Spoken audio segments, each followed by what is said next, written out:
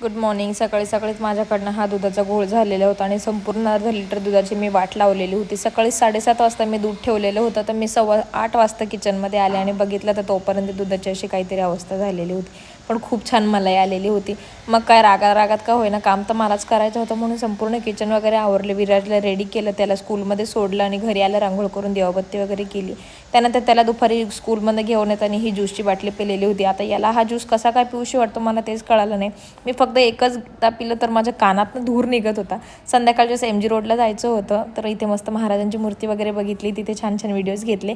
आणि MG रोडला याच्यासाठी की नवीन मोबाईल घेतलाय तर कवर वगैरे तर मला बसवायचंच होतं, त्यामुळे म्हटलं चला आज जाऊन येऊया.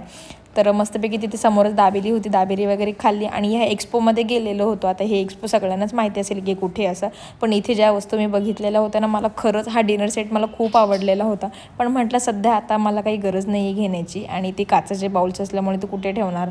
विराज खूप आगाव आहे माझं, त्यामुळे मी ते काही घेतले नाही. पण तुम्हाला जर घ्यायचे असेल ना तर नक्की तिथे जा आणि खूप छान छान डिनर सेट घ्या. आणि आपण भेटत नेक्स्ट व्हिडिओमध्ये. तोपर्यंत बाय.